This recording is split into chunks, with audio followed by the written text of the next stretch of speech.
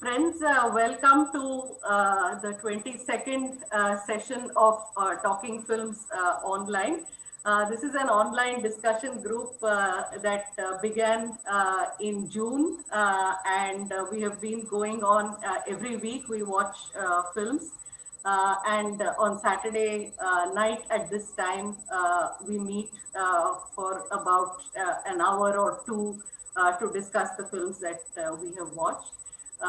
Sometimes on fortunate days like this one, we also have people associated with the film, either as directors or subtitlers or producers. So in our discussions, we've usually had a person who presents about the film, as Pradeep will be doing today, and people associated with the film that we have been discussing. So today we are very fortunate to have watched, first of all, the film Hun Hunshi Hunshi Lal, a 1992 film, which seems to have now come back in circulation. In fact, Geeta pointed out a couple of days ago how there's an article on Scroll as well about it. So I think it's very timely that we are discussing this film. To introduce the director of this film, who has very kindly consented to join us and be part of the discussion today. Sanjeev Shah is a senior editor, producer, and filmmaker who is largely engaged with documentaries dealing with social issues, exploring forms of films themselves. His brief association with feature films includes editing for for the critically acclaimed film Mirch Masala, and directing the film that we are going to talk about today, Hunshi Lal. Sanjeev Shah has a diploma in editing from the FTII Pune and sees his continuing interest in documentaries as a tool for recording and disseminating narratives of the displaced and dispossessed, as well as the impact of modernization and traditional societies.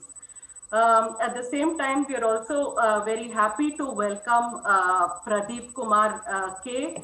Pradeep Kenchanuru, as he's known on Facebook, was the one who suggested this film for the group, for us Talking Films Online, and he's here to initiate discussion on the film.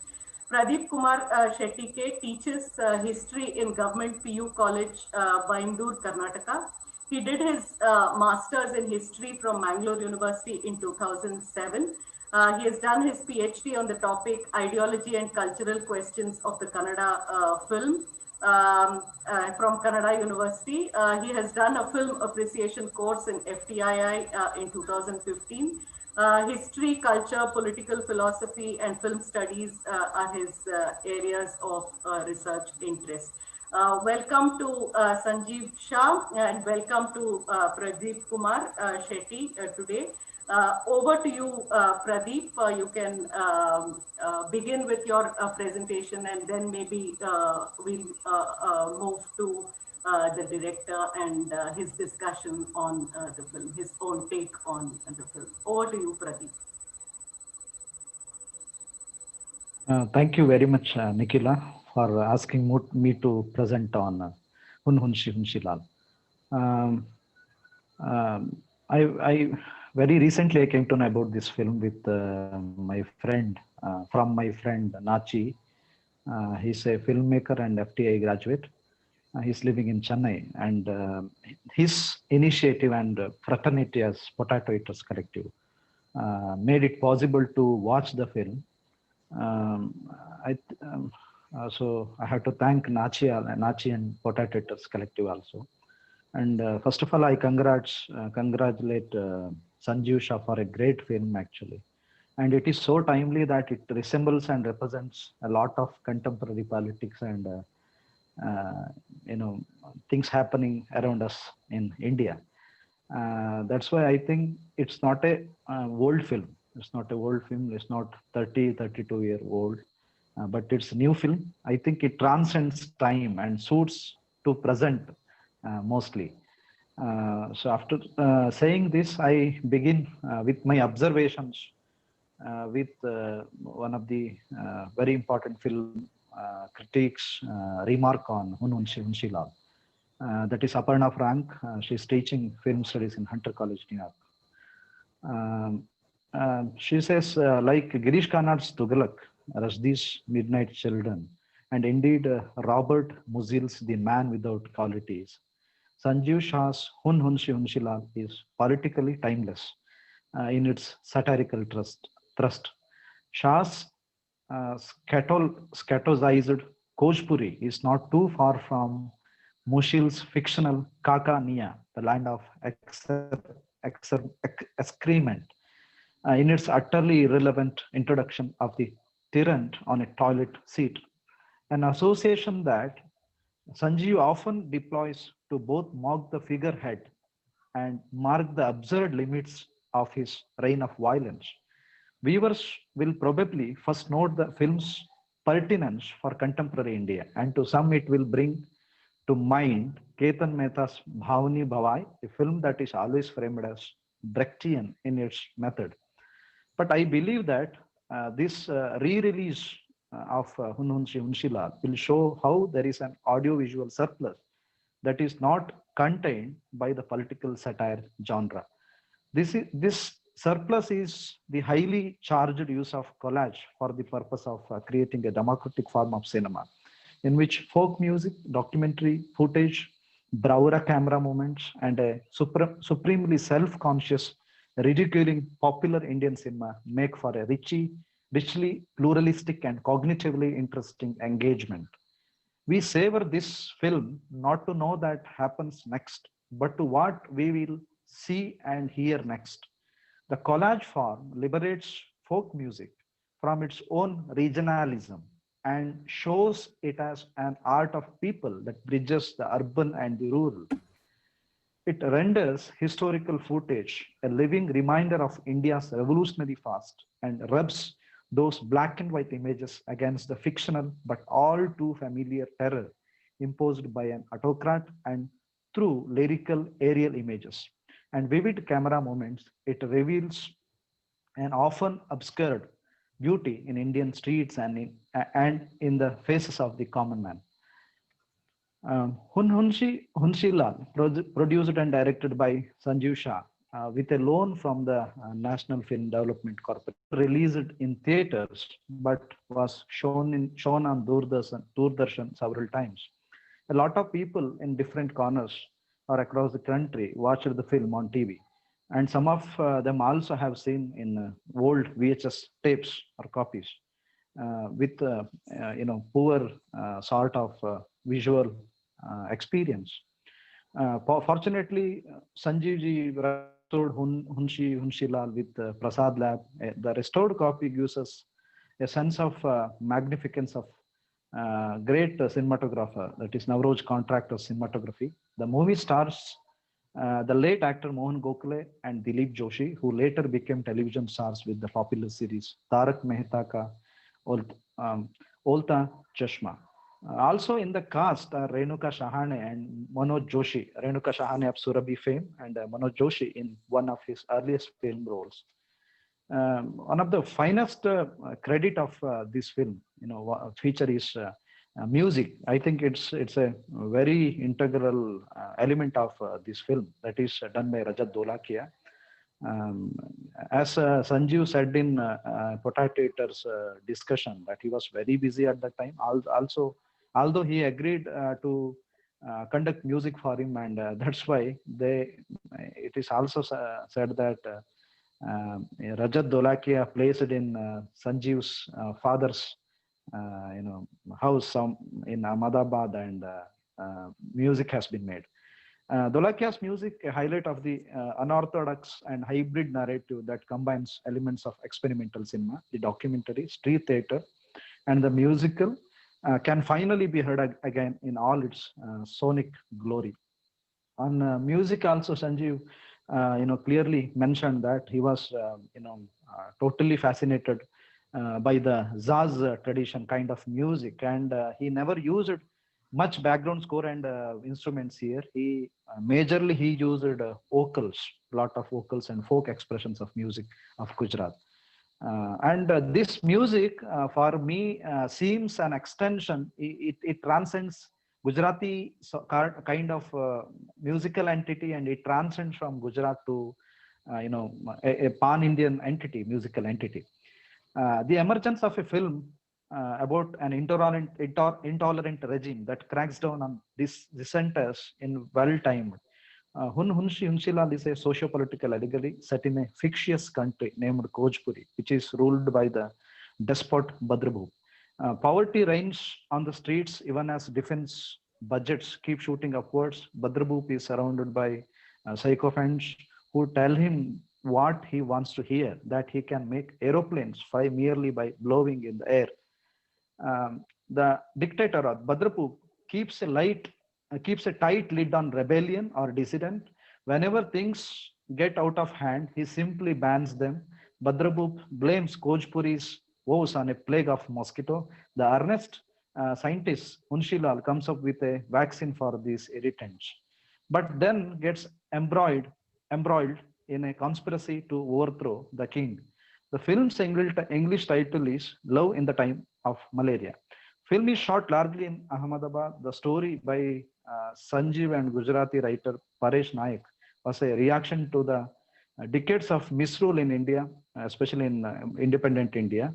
Among the influences cited by Sanjeev also says that Italian, novelist and short story writer Italo Calvino's novel Invincible Cities made a huge impact on the narrative and aesthetics of the film, especially the urban experience which Calvino narrates in his novel, can be seen very beautifully, especially the fictional conversation between conqueror Kublai Khan and explorer Marco Polo had influenced the total integral narration of Hunun Shihunshila. The idea of a fog that envelopes one of the cities mentioned by Calvino possibly inspired the movie's opening image of a sanitation worker spraying pesticide to rid Kojpuri of its pesky insects and by extension, its discontent people. Sanjeev also took inspiration from a visit to a dam in Madhya Pradesh to shoot a documentary in 1980s. The dam had the dam was built on Narmada, as Sanjeev said. The dam had flooded the area, and a new strain of mosquitoes resistant to drugs and pesticides had been discovered. Uh, um, as Sanjeev believes, nature is going to hit back, and so will humans eventually.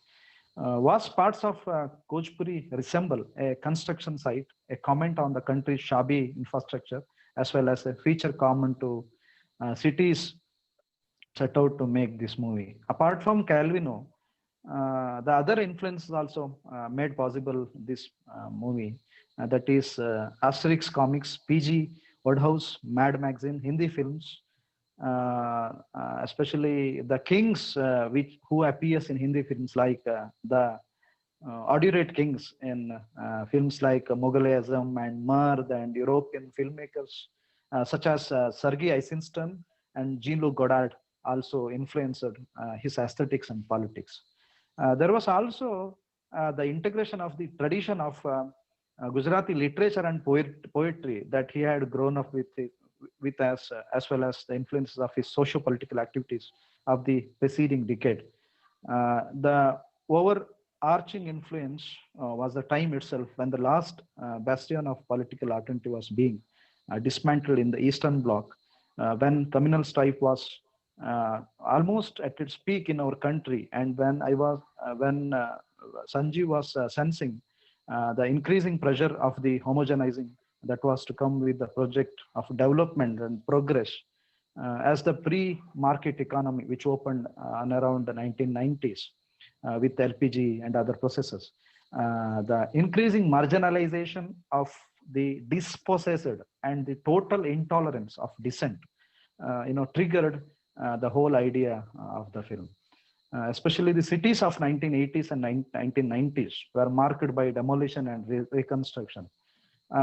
Being a filmmaker, Sanjeev is also an architect. Before venturing into film education in film and FTI, Film and Television Institute of India, he was an architect. He studied engineering, and he was very familiar with the urban spaces and scapes actually. So that's why it made a huge impact on Sanjeev's perception of city and its articulation through his filmic narrative.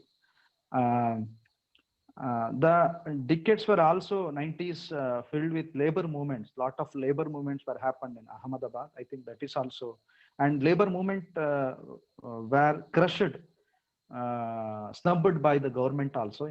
That also influenced in the film Hununchi Hunshila.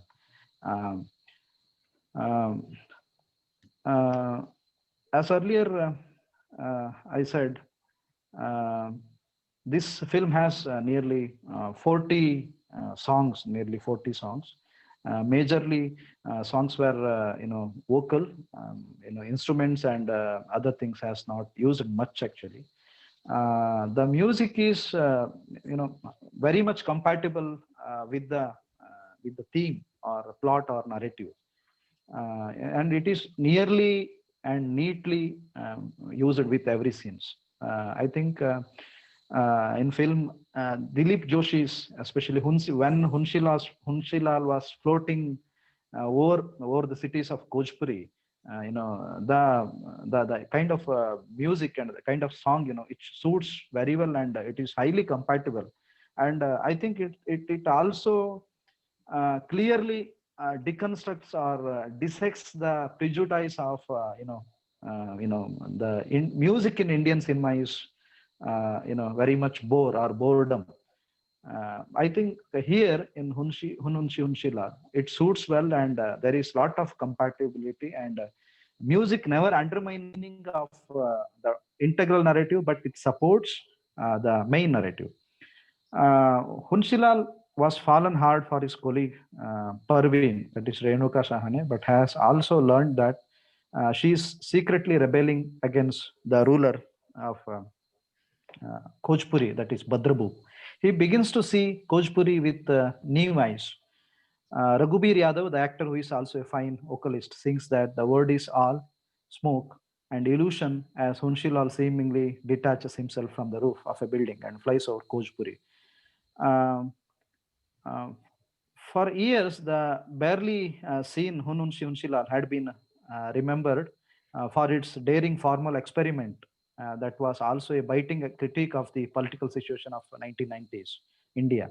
However, when it first came out, its non-linear style, a kind of experimental, genre or absurdist humor or satirist in a form, and form, and its genre challenging or in a kind of counter genre kind or format, uh, you know produced mixed reactions.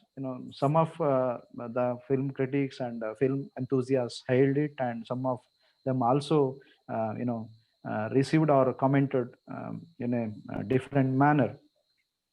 um, so this is about Hunshi Lal. I think after Hunshi Lal, majorly Sanjeev switched over to non-fictions, kind of verito or documentary kind of films. I think in 2018, A Place to Live, it's about urban migration and homelessness, made by him, was a very interesting film, and debated or generated a lot of debates across the globe, and especially in India also. Um, Totally, Hunshi Lal, a character declares, "We tend to believe what we see on radio and television, but not what is front of our eyes. Kojpuri is a permanent work in progress land that invents enemies, crushes rebels, and bans dreaming and the color red simply because it can. Uh, in it, contemporary viewers may see reflections of a real country where equality, justice, and humanity are in short supply. This film has more contemporary value in these days in a strange dimension because Badrabhoop resembles and represents the contemporary anarchic state and the symbol and the leader of current political system across India, especially the India represents political, and that political system also filled with chaos. His rhetoric is very important. He always used to make lot of talks and speeches that clearly that language and that rhetoric, that intonations and idioms and phraseology seems a copycat of a modern contemporary democratic leader of our country. So Hunshilal is just merely uh, is not a just merely a Gujarati phenomena. I think it's a pan-Indian phenomena. Although Sanjeev had made this as with some sort of critique, especially which happened over Ahmedabad, I think now also it is relevant. The idea and theme of Hunshilal is relevant, and it suits to the contemporary time. And I think the integral idea and structure and narrative of the film, suits and I think it transcends from Gujarati to pan-Indian level. I think uh, these are the some sort of observations from my side, and now the floor is open for further discussions and engagements with Sanjeev Shah. I'd like to say a few things before we proceed. The film was made in '92, so any reference to current scenario is purely accidental. I couldn't have even imagined what India would be 30 years later. So to read anything more into that, to kind of give specific resemblance to current leaders or anything, I think it's not part of the film. It might accidentally be that, it might appear to be that, but it's not definitely not that. The film was essentially dealing with the shrinking space of dissent in the 90s. And there were many things that were happening in the 90s globally. And we were looking at that in the context of the history of the country. So the film deals with history of India from the 40s till the 90s. It does not even pretend to go beyond that in that sense. Specifically, the kings that are represented in the films referred to leaders of that time. We know very well how the emergency was signed and in a bathtub, and in the film there is a reference to that. So the references end there. I don't think there is any overt reference. I mean, we love to read politics and in things like this, which kind of refer to the present, but I don't think one should be saying that. Pradeep. I mean, I really don't think. It requires a very different kind of film to represent the present in a sense. There is a problem with dissent. There is an overt problem with dissent. People are being really punished for saying, even thinking, forget saying, thinking things that are different. People are being put in jail for books they've bought.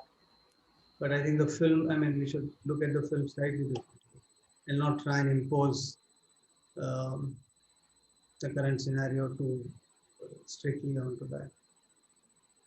The other thing I would really have to mention is that while the music is important and it is good, the fact that it has been written so well, nobody seems to be kind of noticing that. So there's a huge credit that has to go to the writer of the film as much as it does to the musician. The fact that there's no background score, there's no instrumentation in a sense is part of the reason that we didn't have money, but also it was the film was structured like that. So one can't forget the fact that the film has components which come before the music is made, and the most important component is the writing of the film. So that has to be a very critical aspect of it. Thank you, Pradeep, for giving us an overview of contemporary thinking on the film. And thank you, Sanjeev Shah, for your opening comments and also a kind of timely warning not to reduce the film into a convenient rubric, looking at it as some kind of allegory of the present, though it's very tempting to do that. Now, I mean, anyone can come in. Anyone who has anything to respond to the film. We have all watched the film. Does anyone want to share their thinking about the film? Yes. Yeah, please go ahead, Layali. Yeah, I want to reflect on my own reading and perception. Though I have some kind of ambiguity regarding something, but I will address my neutral perception. At the beginning, we are prepared for urgent circumstance that the state or country is facing a serious problem, which is fighting mosquitoes and trying to eliminate their risk. All things were well prepared for this kind of perception. Maybe we can call it a good temptation. So in the common sense, we can see intensive efforts from the state to face that danger. Stickers in everywhere, laboratory, serious announcement from the government, developing vaccination. Then in the course of narration, we can vividly see that mosquitoes does not constitute any risk. However, anything that challenged the king's convenience must be banned. And we can see through collective experiences, flying kites, red color, even dreams, all are banned for the sake of king's convenience, which in turn reflects a very shallow mentality of the king. So the movie is bringing an issue in a satire, metaphorical presentation. From my side, also, I see the songs, or I view the songs very crucial, and the Red Diary are very crucial elements as medium in the narrative and in the plot as well.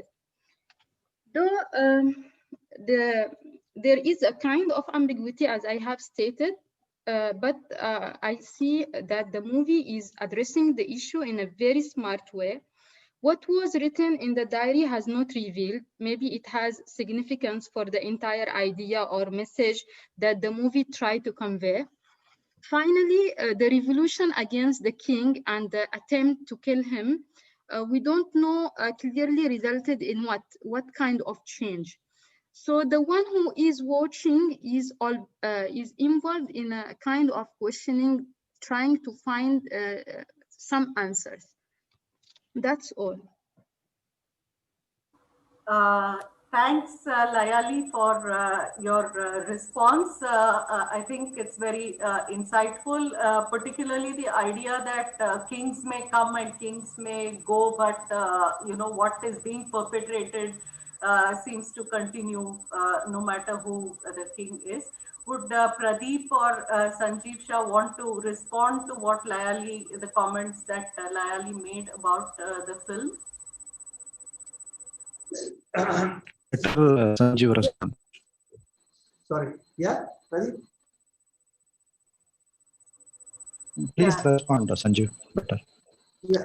So, yeah, the ambiguity,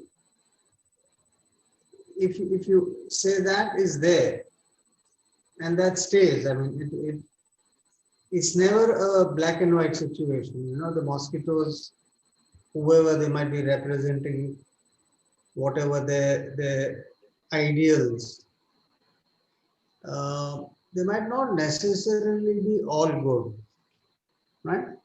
We know that from example. We know that from our own experiences. So in that sense, yes, there is ambiguity. There's ambiguity also about change. What kind of change do people want? What happens when change takes place? You know, one king dies, another comes. He is killed, a third one comes in. And this happened. I mean, this happened when we were making the film, you know, and nothing changed after that.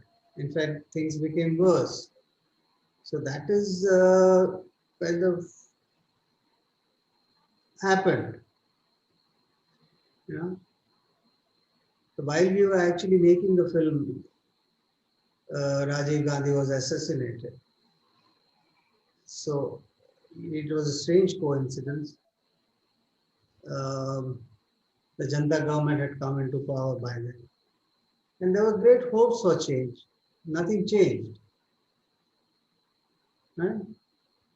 So I think that the film holds on to. That is a problem that the film also tries to deal with in a way. Is that somewhat clear? Yeah, thank you. Yeah, I was questioning if that was intended, if the message was intended to that some things did not revealed. We don't see something happening at the end. Yeah, I didn't want to make a film which kind of, in a sense, said this will happen and this happens and all is fine. That was not even my mood then. You know, that's not what we would believe in while making the film. Also, I was asking about what has been written in the diary, because I don't remember her name, the doctor. Yeah, that one. She said very important or significant clues. She said mosquitoes have faith and they have mind. She said they have faith and they have mind.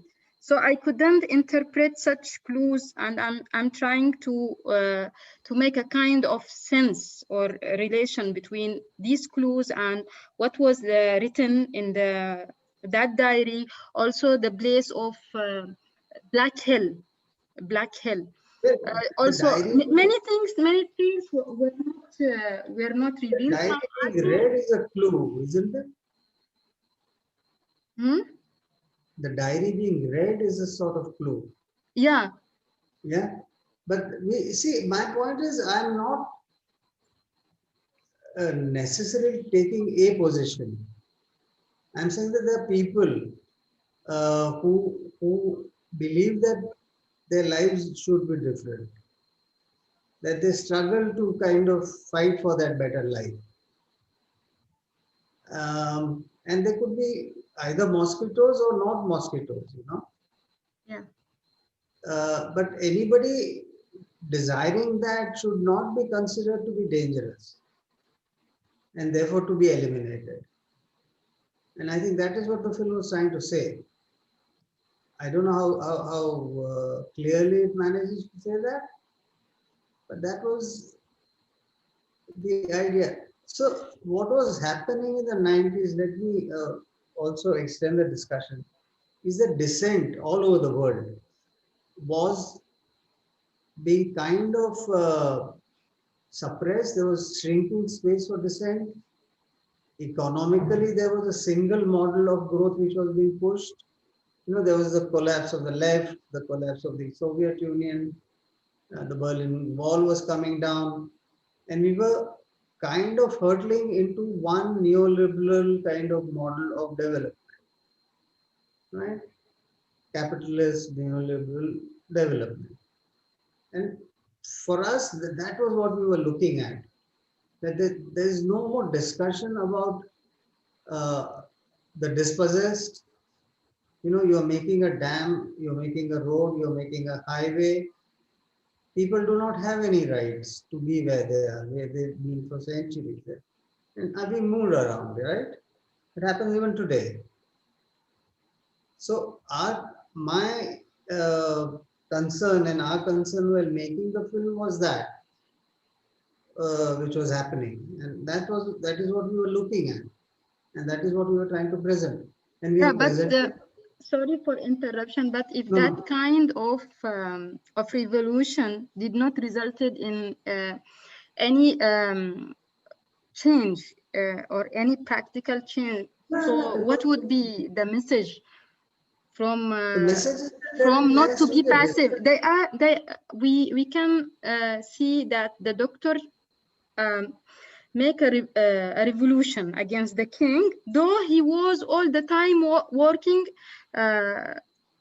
as a supporter for this issue or a fake issue. But at the end of narration, we see a completely different attitude from Han Xilai.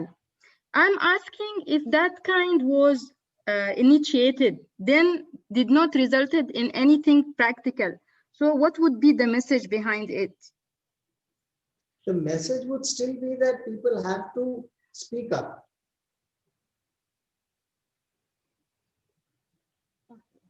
I mean, Thank you.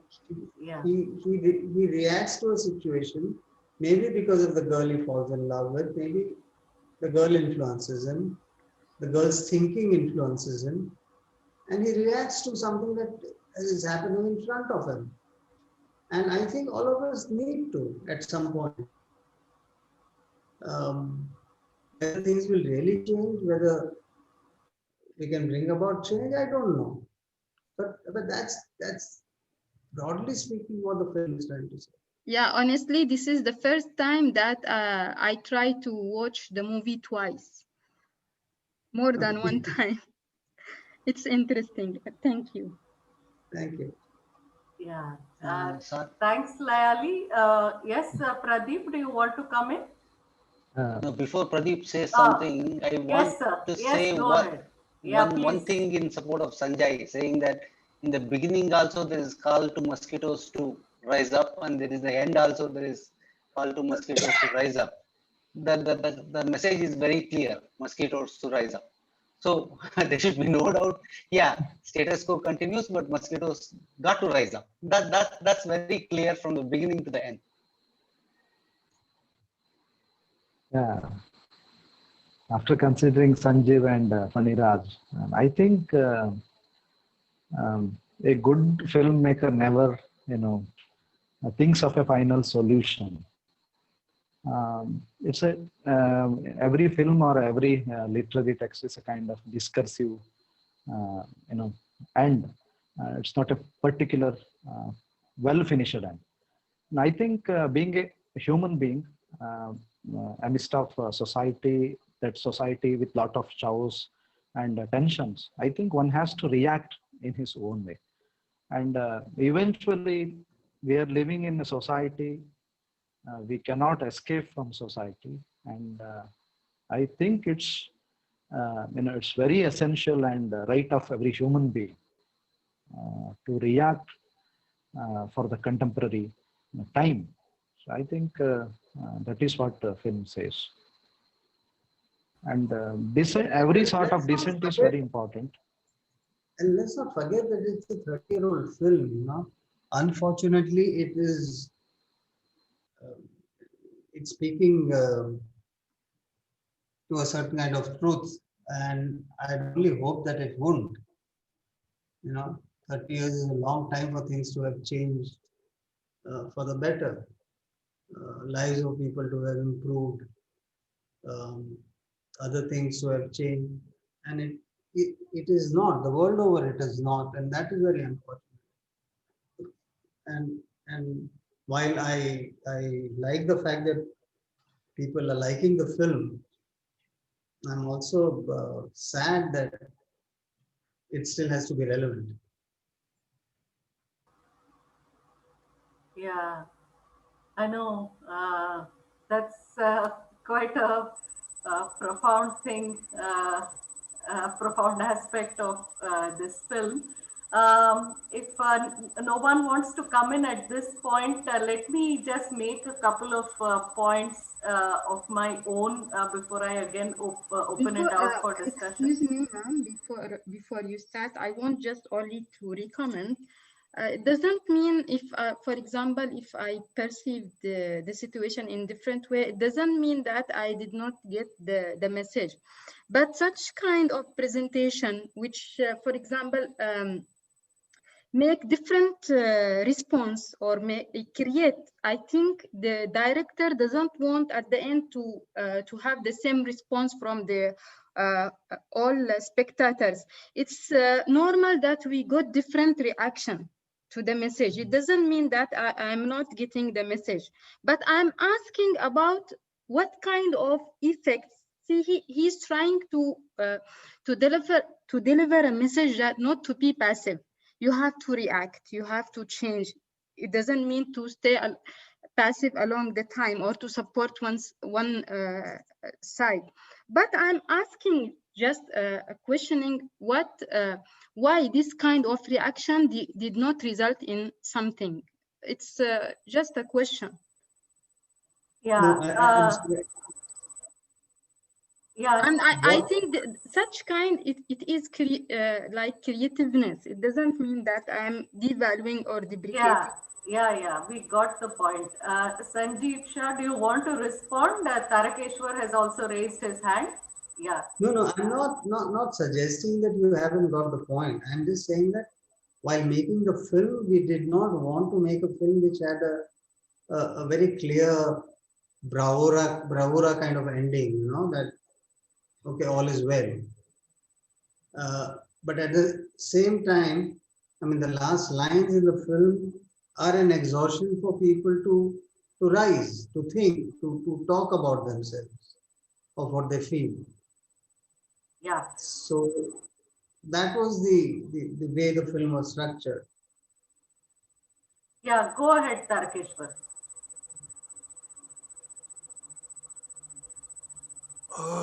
Am I audible? Yes. Yeah. Am I audible? Yes, you are audible. Okay.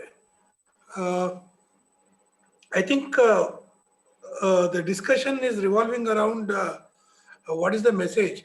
But I think this ambiguity arises because of the structure of the film. Lampooning the king or making fun of the king is not something new.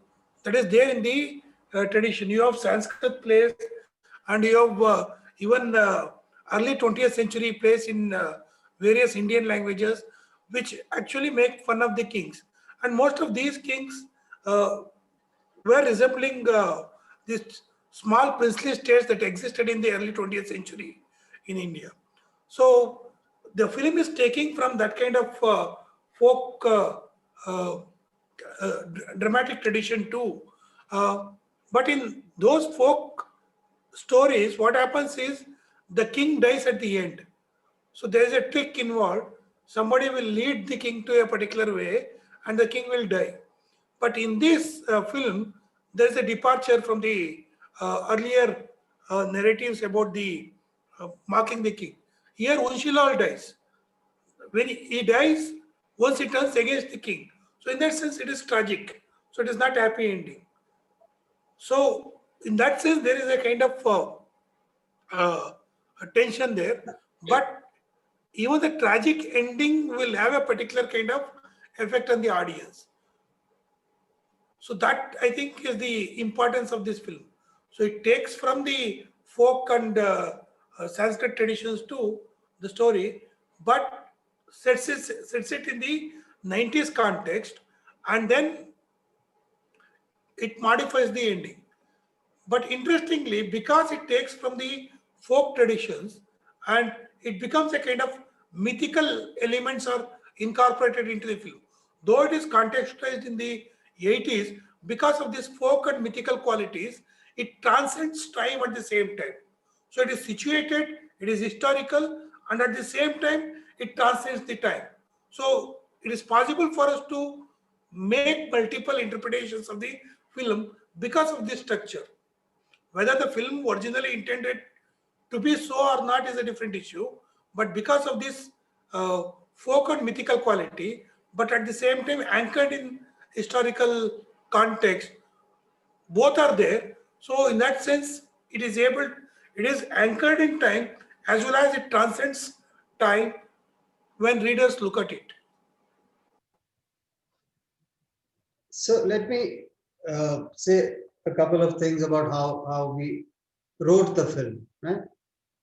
As you say very rightly, it is rooted in time. It refers to very specific times in the history of India. There were very, very specific references. How do you then transcend from specificity to a generalized storytelling? And which is where we did use a lot of folk elements and subverted them. What you are saying, I mean, folk songs have been subverted, folk traditions have been changed. Earlier, we planned to have a single Sutradhar, which for various reasons were not possible. So we have many Sutradhars kind of who are not characters in the films, taking the story forward or commenting on something via songs mostly or via dialogues. So it was a very deliberate attempt to root the film in the history, immediate history of the country that I was living in, we were all living in at that point of time, and yet making it generalized enough to have a larger meaning.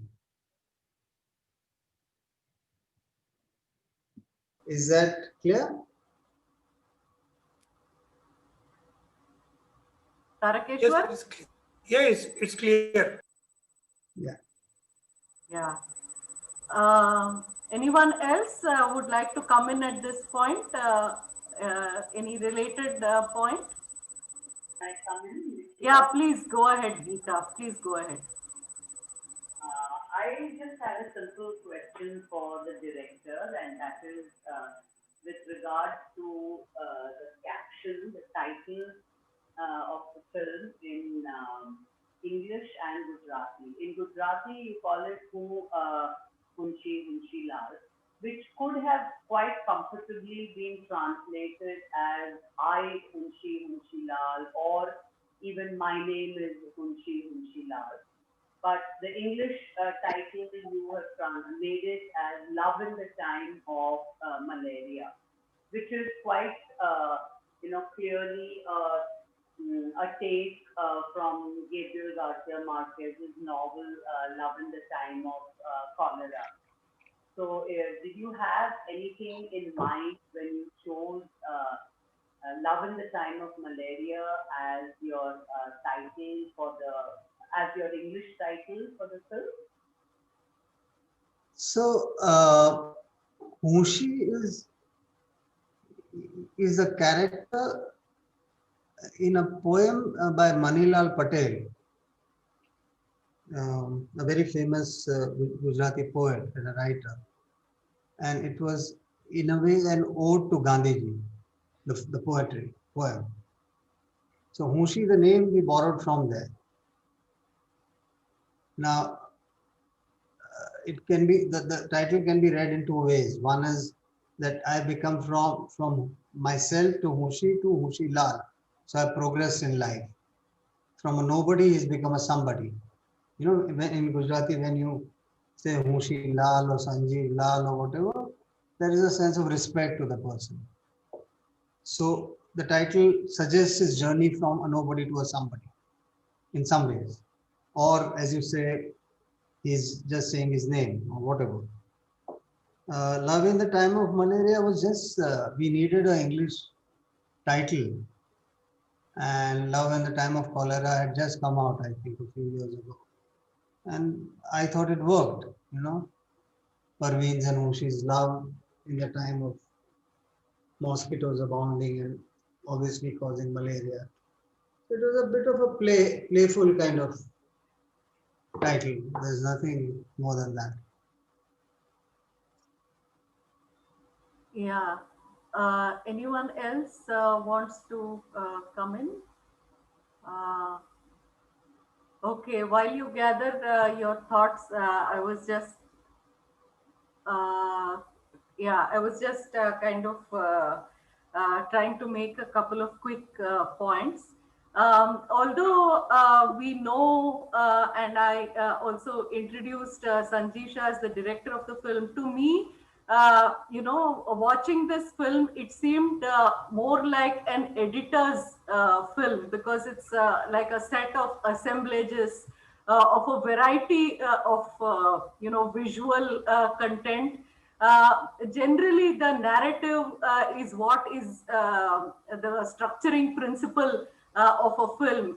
In this case, it seemed to have its own rhythm and structure, and the narrative seemed to be a distant byproduct, if anything, of the various kinds of visuals that were put together in the film. Sometimes, what looked like documentary footage. Sometimes, as Sanjeev Shah mentioned, we have these Sutradhar kind of figures who could also be villains, at some level. So very ambiguous roles that they perform. Also, tricks like, I found two particular if in film studies we talk about cinema of attractions in early, silent film. For instance, Parveen kind of exiting through one door and then appearing on the television screen was one striking example of this kind of visual play. The other one which fascinated me no end was the Hawa song as well, which I would be very happy if Sanjeev Shah just told us how this song was, even conceived and filmed. It seems like in today's context, one would think of it as a drone shot, but obviously something else seems to be at work in that. There again, another reason for me to think of it not so much as a director's film or an actor's film is also like Parveen comes across more as a kind of robotic figure. She's not acting. There's hardly anything that one can consider as acting as such in the film. I'll just stop at this point. I also have a couple of other questions. Maybe I'll reserve them for later. If Sanjeev wants to respond to any of these points, it's fine. So there were two things that were quite certain for me when we were making the film. One is that, and that has been one of my obsessions with film form, is to combine the fiction with the non-fiction. So that had to be there. So we have actually a lot of documentary footage which we have shot all across the city and outside, and then woven in with the stage footage as it were. A film like this, it's a collective kind of effort, everybody chips in. So the ideas being thrown around while we were shooting. So somebody suggests something, so that happens.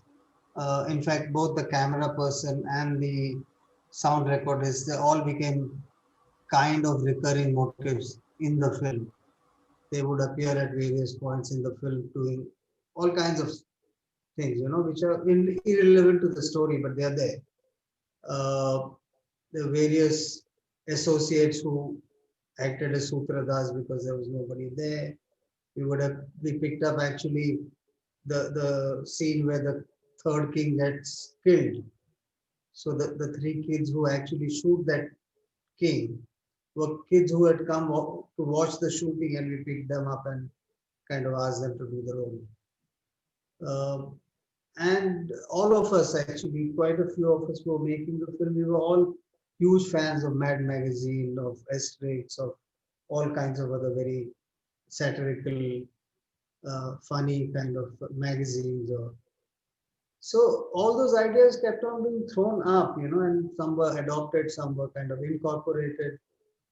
The film had, when we wrote, it did have the narrative structure, as it were. Visually, as I said, we shot part of it, which was staged. A lot of it was not staged, but shot as verite. And we got a lot of archival footage where we needed. So it's a combination of all three. And of course, it was absolutely a decision taken on the editing table where each element of the shot would go, each shot would go. So in that sense, the film was constructed to a large extent on the editing table. Yeah, thank you. And also this filming of the Hawa song, would you? So, I mean, that song was obviously written, and we had wanted a kind of single shot, a fairly kind of mystical shot for that. So earlier we had thought of doing an extremely long shot on a very long open ground, and by some coincidence we came to know that the Ahmedabad Fire Brigade had just imported a new snorkel crane, which could go up to about 100 feet. And fortunately, we were able to convince them to let us use it for one shot, one evening. And that's how we took that shot. So it was completely fortuitous kind of event. So in films, these things happen. Luck sometimes helps you. You just have to be sharp enough to, or quick enough to actually make use of that. So we made use of that, and unfortunately, it turned out well. So that was. We were shooting in Polo, which is a forest near Ahmedabad, and I don't know if any of you recollect that shot. There is actually an aerial shot of Mushi coming on a cycle, crossing the river, and Parveen following. So it's an aerial shot. Yes. And there happened to be a ropeway across the river. So we made use of the ropeway and shot. So there are things like this that we really didn't have budget for cranes or anything else. There were no drones in those days, but cranes is something that was used to go to a height, but we didn't have money for it. So we never used cranes. Okay.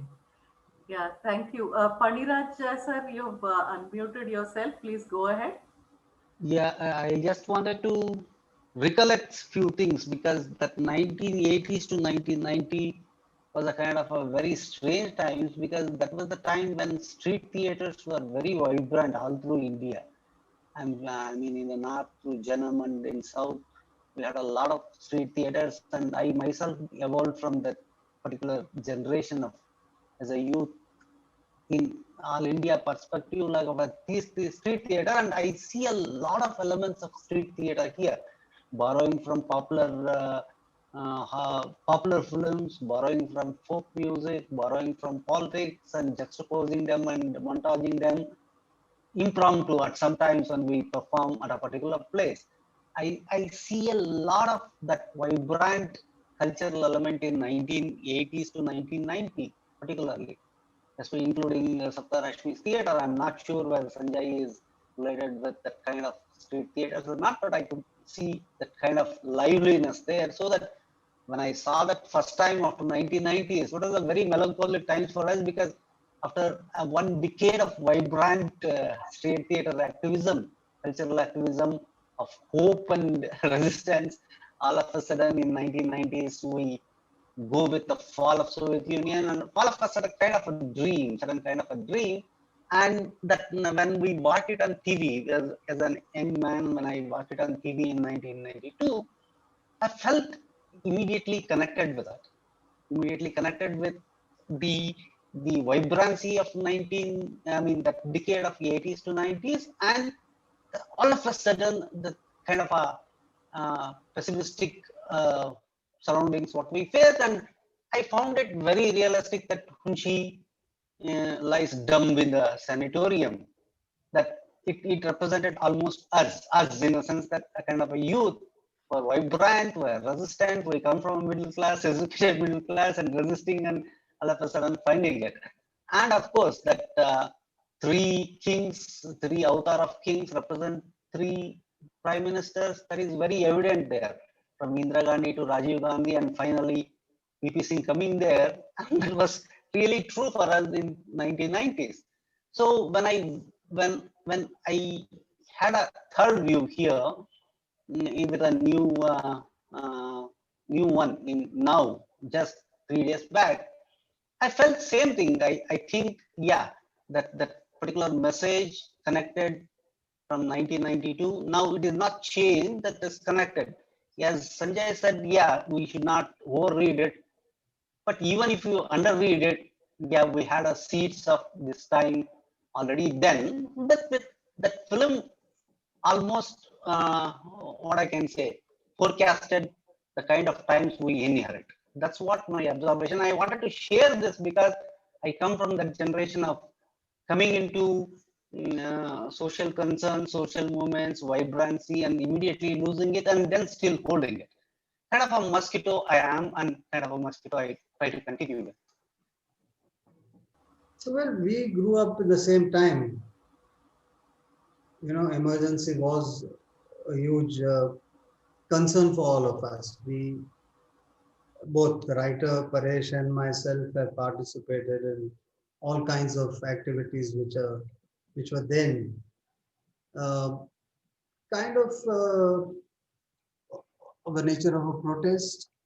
I was involved quite actively with housing issues, where again street theater was the go-to form of performance, street theater or folk songs, you know.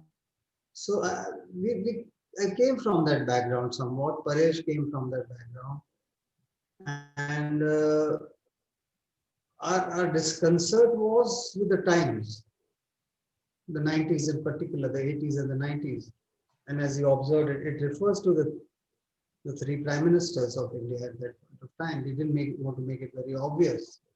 And that's why we used as Tarkesh mentioned, the folk idiom of the king, a slightly clownish king, not a very posh king. But yeah, we are a product of that time.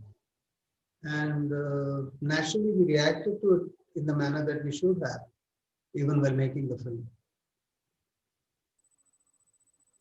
Thank you both to Paniraj sir and Sanjeev. Sanjay Kumar has raised his hand. Please come in. Yes. Yeah, since the point about the Hawa song has been raised, what I remarked in that song that I was looking at the subtitles, and quite beautifully the same word Hawa, which has been repeated so many times in the subtitles, the Hawa has been translated in different ways. So I noted down certain equivalents which are used for Hawa: smoke, illusion, air, wisps. So different words have been used in order to present the what you call the multiple meanings of the same word Hawa, which is used in Hindi or in Gujarati probably, because I don't know Gujarati. It's a Hindi song, right? Yes. So, and the song is in Hindi in anyways. So that I found interesting. There are other points which I want to raise, like the film starts with, it's like a dream. It's their song which it says that there is a dream, and inside that dream there is a story.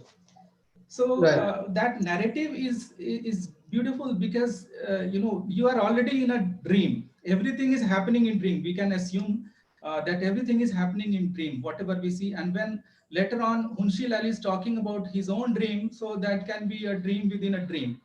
and that gives scope in the narrative to present things in some way, illogical way. For example, somebody can kill with a toy gun, or all these things can happen in the dream because you cannot question. Right. So in the story, there are so many things which are happening for which you cannot give any logical explanation, any rational explanation, but they are happening as they happen in our dream. So that yes. Sorry, no, you wanted these to are, I think directors and writers are usually very clever. Yes. They use devices which let them get away with things. Exactly. So yes. So yes. And next is about comedy. Interestingly, I don't know, because recently I've been reading a book of Zizek, The Parallax View, where he talks about comedy, and that exactly matches with the beginning of the film. He says that comedy is the intrusion of vulgar materiality of ordinary life into high pretentious dignity. right. So Bhadra Bhoop 1, the elderly, the Bhadra Bhoop 1, he is sitting on is in the toilet on the toilet seat, which is exactly the intrusion of vulgar materiality of ordinary life into high pretentious dignity. Because leaders can assume a very serious face, and they can present before the country that they are doing something good for the nation, for the people, and they try to maintain this dignity, seriousness. But what is ridiculous is revealed through the materiality. Yeah. So what is that material, vulgar materiality, which is exactly used in the film. And next, he's falling also. The king falls just when he is walking, and after that he falls. Again, that matches with what Zizek says in his book, that the truly comic thing, even after the leader slips, he is able to maintain his dignity and go on as if nothing has happened. Well, Chaplin uses it a lot in the Great. Yes. Yes. So that was one point about comedy, and another is about change. As Layali was saying, that we find that most of the time he is collaborating with the system, and after that we see all of a sudden that he has changed. So I would like to say that it's not so sudden. There is a progressive politicization of this character, Munshi Lal, who is a very ordinary person. I would say liberal in the sense that, okay, and in very innocent or naive, that he believes whatever the media is projecting, whatever the government is projecting, and he is genuinely interested in making changes in the society. So he takes up that responsibility as a junior scientist, and he tries to help the government in driving away the so-called menace. But later on, he realizes that there is something wrong, and that happens only because of his association with this girl Parveen. So it is Parveen who. It also, when he's trying to buy a ticket at the railway station, yes, he realizes, that the world is not fair. He's insulted at all stages. Yes. He goes to the government office and nobody listens to him. Yes. He's kind of ignored.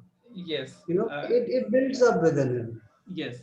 So, and it's not just Parveen. He sees Parveen's point of view because of his own experiences. Exactly. But I was actually coming to that point. This politicization of the main character, the protagonist, is progressive. So initially, it's the influence that I said initially. I qualify my statements, the influence of Parveen. But later on, when he goes to this haircutting salon beside the road, mostly he is, I think, reflective. He is silent. He doesn't speak much, and obviously because he is also being shaven. But the barber says so many things about the state of things, and there you can feel that probably Munshi Lal is rethinking about the life, the kind of life he has lived so far. And also there is a song later on pointing to that. Then he goes to the astrologer. Then going to the astrologer also there is a hint. He says, he talks about the red color. So that is, this politicization is happening progressively, and towards the end, like, we see the anarchist tendency in him when he burns the papers, because he's fed up with, he goes to that so-called vigilance office, and then nobody is paying any attention to him, nobody is attending him, and everybody is busy discussing about the recent film or something else in their daily life. Yes, yes. So that was one point. And another is, interestingly, that elements of fascism normally, which are enumerated by, for example, Umberto Eco, that there is disagreement is treason. So this character, when he disagrees, we find that it is, he says that in my dream, a mosquito has bitten me. He is talking to his boss. So that is supposed to be a sign of treason, because if mosquito has bitten him, that is probably the mosquito of rebellion, which has bitten him. So now he is not going to accept the versions of the government or the whatever the general discourse is there about the development. So he is now starting to question all that. So that is one element. Disagreement is supposed to be a treason. Another element is like fear of difference, that if you are different from me, then you are a threat. That kind of element is emphasized. And there is a plot that all fascist governments, they try to project this image that there is a threat to the security of the country, and that is also spoken in this film. Sometimes it can be external, but mostly it is emphasized that it is internal, that mosquitoes are attacking. Okay.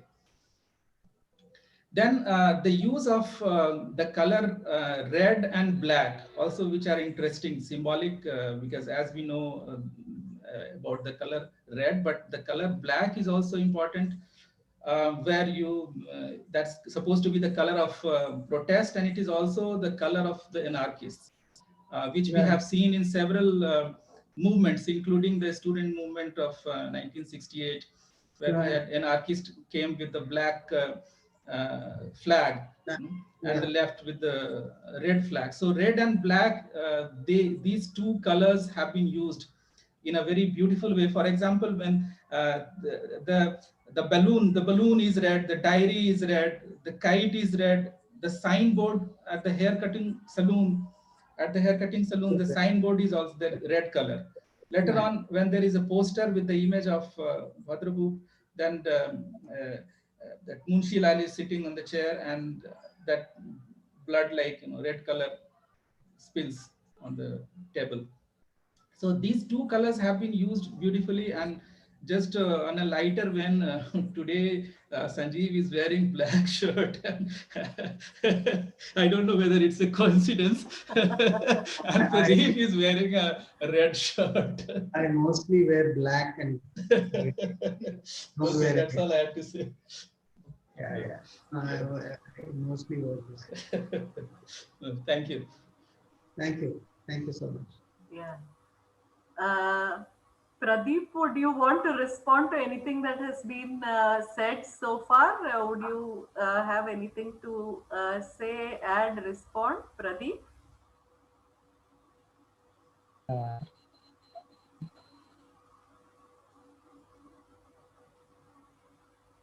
Okay. Anyone else? Yeah, I want to comment about one interesting thing that I noticed. In the songs, there are some lexicon or lyrics are in Arabic. And I want also to respond to Mr. Komar. He said about the word haba. Haba, it is an Arabic word, and also I track it. I track its translation and subtitle in the context, which is illusion. So we use haba in Arabic to indicate something which is not real, something nuances, and also it is attractive. I track nearly 10 words in Arabic, which has been used in the lyrics, like traveler, al-musafir, he say al-musafir, also Siri. All these are Arabic words, and I don't know if it is a coincidence or, but also because what is attracted me that we are using haba for illusion. But Gujarati has a lot of Arabic words. That's why. We do use a lot of Arabic words. Hawa is a very commonly used Gujarati word, a very commonly used Hindi word as well. And so is Musafir, so is whatever they have in the film. So there are a lot of, I mean, both these languages are a kind of amalgamation of various languages. So Hawa actually comes from Arabic to Urdu to Hindustani. Hindustani to Hindustani, it is very. Hawa is having multiple meanings in Hindustani also. Hawa is air, Hawa is illusion, Hawa is your energy. Hawa uska Hawa nikal gaya, matlab, and in one scene a tire gets deflated, right? That Hawa is having same kind of multiple meanings in Hindustani through Urdu, from Arabic through Urdu to Hindustani, which is a very popular language of the street, and that gets into the street. Hawa is even used in South Indian languages. Even in Kannada, we use Hawa. Hawa, I mean, Hawa chad gaya hai, matlab some kind of energy has been lent into the people, or some kind of illusion has been lent to the people. So Hawa is having, that's a very syncretic word. Thanks to that Arabic has transcended in India with the same meanings, with all the meanings what Layali is saying.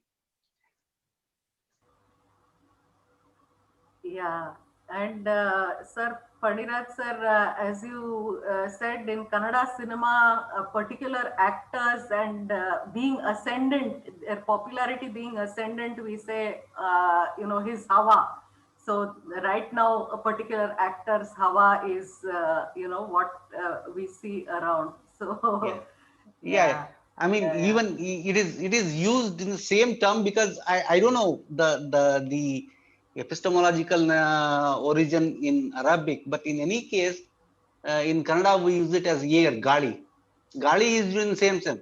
The gali. I mean, gali has gotten means, it means energy as well as life as well as illusion. Anything goes with Hawa. Hawa is a fame also. Yeah. Anyone else? Briefly, Tarakeshwar had unmuted himself. Did you want to say anything? Is that why you had unmuted? No, I just wanted to say that the Sufi tradition has brought several such terms into the West Indian languages, whether it's Punjabi, Gujarati, Rajasthani, Sindhi. So many of these words are very common in the Western Indian part. And with Sufi tradition, they would have traveled to even other languages. Yeah. Anyone else? Would you like to respond to the film? Those who have not said anything so far, Bhagyalakshmi, Sridhar, any response? Geeta, anything else to add? I just had one small observation, and that is with regard to the Sutradhars. Throughout the film, they very much resemble the chorus, or say in Greek drama, for instance, where they are constantly commenting on the action in the movie, and a kind of giving some kind of guidance to the audience to read the movie in a particular way. But they are, away from the action. But in this film, in the last scene, one of the narrators actually becomes an actor where he is, he joins the policeman there in assaulting the protesters. So I was wondering whether this was the filmmaker's way of saying that, this is, enough of commentary and now it's the time for action or something like that. But those characters get into action 2 or 3 times before, actually, if you noticed. Once, they are basically the king's goon squad, and they keep on following Hushi. So there are 3 or 4 instances in the film where they actually confront Hushi. One is when he's buying a rose for Parveen. And then when Parveen and Hushi are in the forest, they actually grab Hushi by the cuff and throw him down. So they are not typically Sutradhars who keep out of the narrative, in a sense. They're part of the narrative, but they also play the double role of the Sutradhar. So that is the only lot which is kind of character based. Okay, I must have missed that. Okay. I have one clarification from Sanjay, that those 3 jasus, kind of a jasus who converts to Sutradhars and all those things.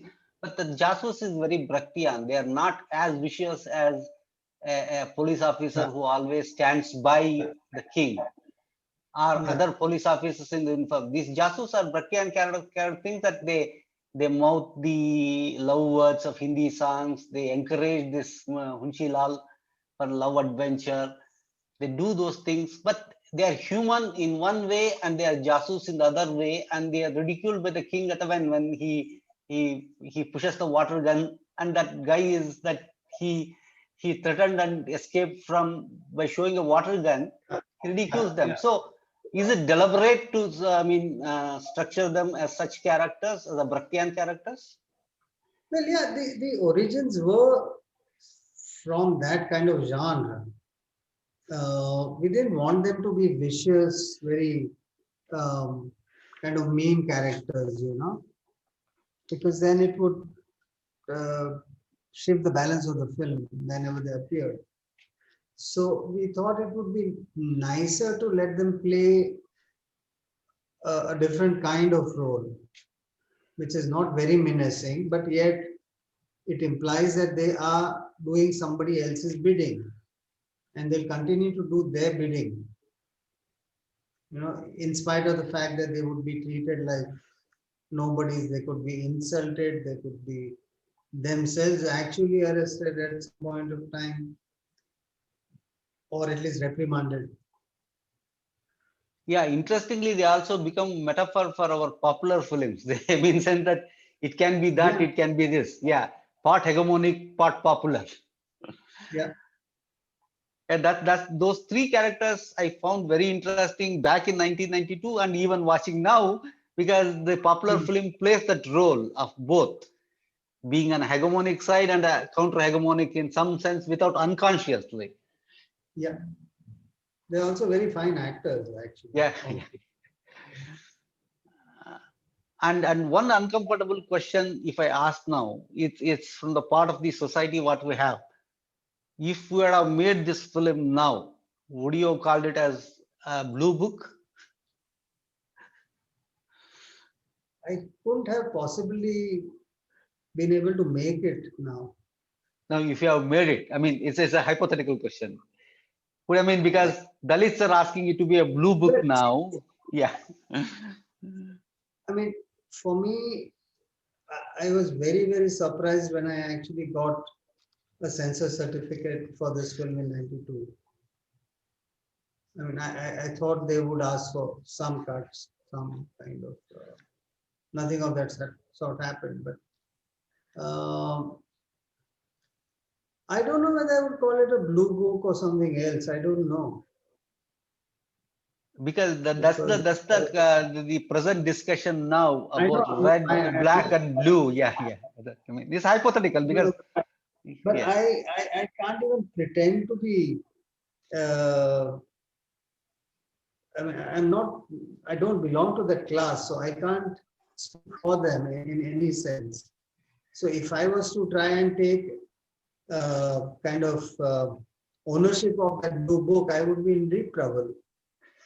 So I have to do something.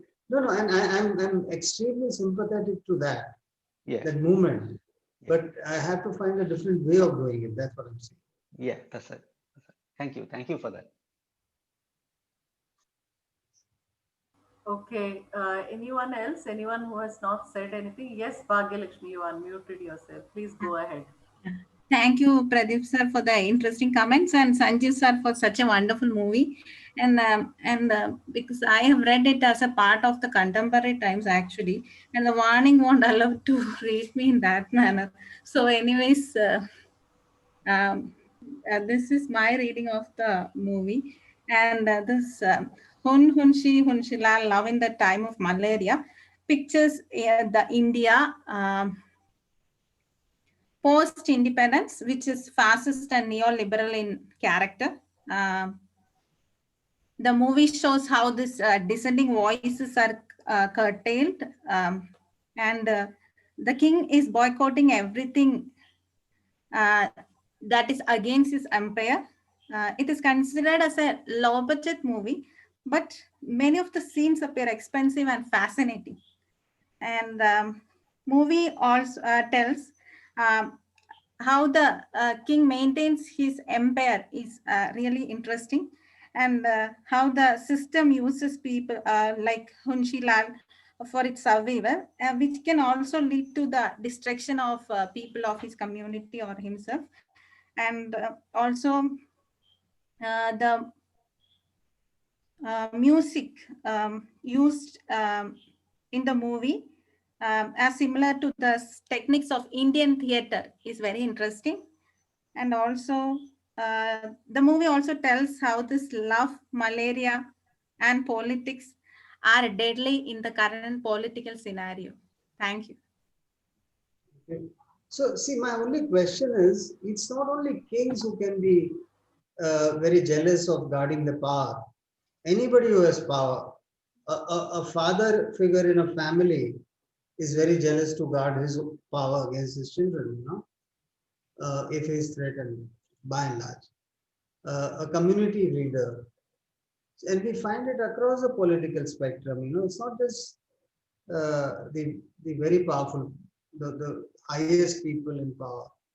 Right through the chain, people, when they get power, a policeman standing at a street corner will exert his power and try to protect. So it's not just kings, it's everybody who has power tries to do that.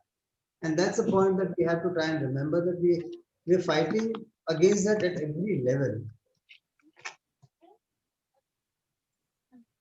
I mean, Sanjay, were you sure that last was VP Singh, and you were sure that we show him like that categorically? Well, he said those things when he was sworn in. Yeah. I mean, he said those things. Because at that time we had some hopes of him. Like that's the point. We all of us had hopes. I mean, the previous king says things which Rajiv Gandhi said. This famous quote of Nani yaad kara denge to Pakistan. He said that. The film uses that. The film uses this whole act of Fakhruddin Ali signing the emergency declaration in a bathtub. That is a fact. So the king actually bans seeing of dreams while taking a bath in a bathtub. So those references were very clearly kind of there, crudely even so, maybe, but they were there. Because back in 1992, we watched it on television. Reference to VP Singh was evident, and we were that was interesting for us. I mean, that was also shocking for us that you added VP Singh also there. I mean, maybe some illusion at that time. Looking now, it seems okay, but at that time it was very clarified for you. The film did follow a certain chronology of history till that period of time. You know, we've used visuals of elections right from the first election. So there are people, we've used footage from the Bangladesh war. There is footage of the Hyderabad riots. There is footage of protests in Bombay in the 80s, late 80s. So in that sense, there are very, very clear references which were very obvious in a way. Obvious in the way also the number of protesters getting reduced in the last protest. Yeah. Yeah. Yeah. Sabah, you had unmuted yourself briefly. Did you want to come in?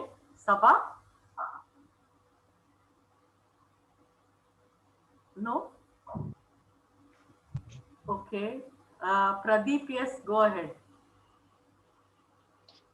Yeah, it may be derogatory, you know,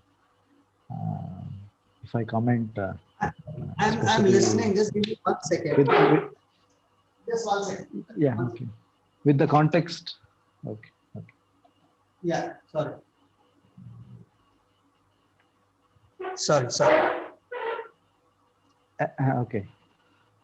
Especially with the scene after the press briefing, you know, everybody used to rush to chai pakoda and other thing. Actually, I thought, you know, it's only some 9 to 10 year or 15 year, you know, a phenomena.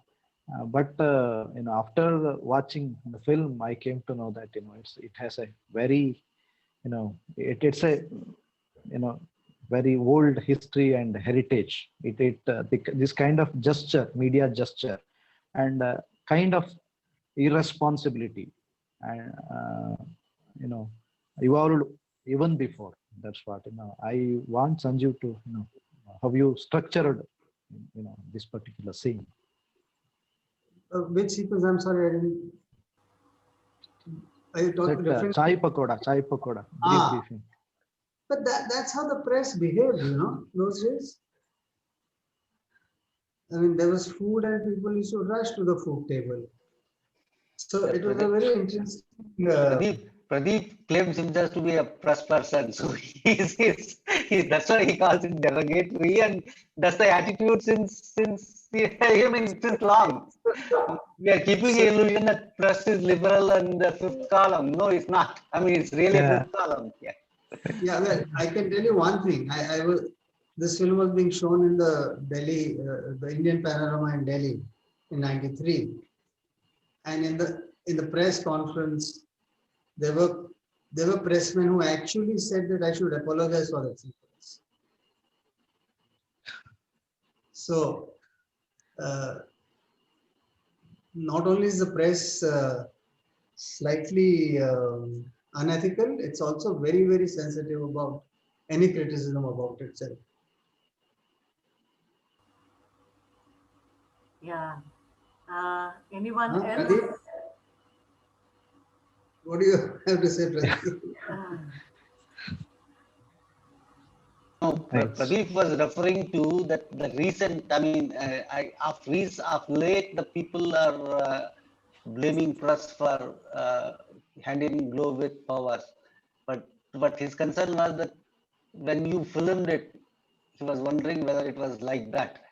In the 80s to the 80s, 90s, it was definitely like that. No, I mean, see, the emergency was while there was press which was very pro-government, there were extremely encouraging and inspiring accounts of how journalists and newspapers fought against it. So even today there are examples of journalists who are being very brave, but there are few of them. Yeah, Tarakeshwar, you had unmuted yourself. Go ahead. Just to say that the role of press during emergency is characterized by the sentence, when they were asked to bend, they were crawling. So that statement actually is about role of press during emergency. While that might be true, there are a lot of them who are not crawling. They were actually fighting. I mean, Indian Express published a blank front page one day. And that took a lot of courage. Yeah, that will be there. Protest will be there each time when there is an exercise of power too. So, yeah, Sanjay. Yes, yeah. Sorry, please go ahead. Yes. No. I'm. Yeah, Sanjay Kumar, go ahead. Yes, actually, this irresponsible behavior of the press is not something of the recent origin. It goes back not only here, we are talking about India, but it goes back to 19th century, even when Balzac is writing in 19th century France, then he had a lot of criticism for the press. In the First World War, we saw the lot of press, raising those jingoistic slogans and exciting, inciting people to fight, developing this kind of sentiment for violent struggle, and they were buying all the arguments given by the states. And since then, we have seen a lot of occasions where the press, which was supposed to behave like watchdog of democracy, has failed in many instances. So that is where I saw that in this film, we don't have to be satisfied because there is some change which has taken place, that A is replaced by B. When we see that in one of the scenes, Bhadra Bhup is wearing exactly a cap like VP Singh. It reminded me of, when VP Singh became the Prime Minister of India. So it's like A is replaced by B, and by the end of the film, and that is reflected also in the song. In the song also, it says that you have to see what has changed actually, and it's a new game. I think this is the expression used in the song. It's a new game. So people are happy that we are living in a democratic country just because they are able to vote. They think that they are deciding the fate of the government and they are participating. So the meaning of democracy somehow, as it is also projected by the media, has been reduced to the fact that we are able to vote. So voting means that's all. That's democracy. That is basically, we have to rethink about the notion of democracy being reduced to just election. As in other films also, the one which we saw last time, that the election is presented as a festival where several parties, they are presenting cultural programs, dance, they organize different programs to attract the crowd. But does it really make any change in the society? That is where you have to be vigilant as citizen. So we can't remain satisfied just because the government has changed. Some change has taken place. A has been replaced by B. That is where the film raises this type of question. Yeah. Again, just to also bring up this question of form of the film. I mean, it's in some ways people talk about almost two kinds of a divide, one which is commercial cinema and the other which is parallel cinema, which institutionalizes realism in some ways, if commercial cinema is melodramatic. This new form that you were experimenting, was it a kind of a statement against these two prevalent forms of realism and melodrama? Were you thinking about being in debate with these dominant forms when you were making this film? I mean, about the film language itself and the formal aspects. Would you like to say something? more? So,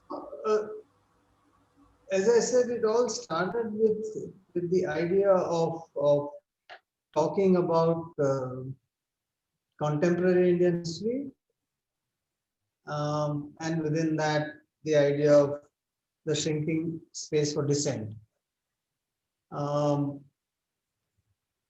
We did not find that a conventional narrative dramatic structure would suffice. So we had to work on a structure which was allowing us to do that, and which had to be a free-flowing structure which borrowed from various art forms which allowed you to do that kind of comments, like Tarkeshwar said, the folk depiction of kings in Bhavai and in other forms, which was a clownish king, and you could actually get away saying that. So we structured the entire film according to the needs of what we wanted to say, comments that we wanted to make, references that we were doing. How do you make a reference without making it very obvious, but yet making the reference possible? The fact that we wanted to construct a fictitious country and we did not have the money to build a set. So just to look for places to shoot, put it together so that it looks like not a specific city or a space, but a different space, So all these were considerations which led us to the form that we arrived at in a way. We definitely wanted to use a lot of songs, so that was a given. I like songs. I don't have musical ears, but I like songs. So the structure was completely born out of the need to say what we wanted to say. Okay. Yeah. Anyone else? Any other comments about the film, about any aspect of the discussion today?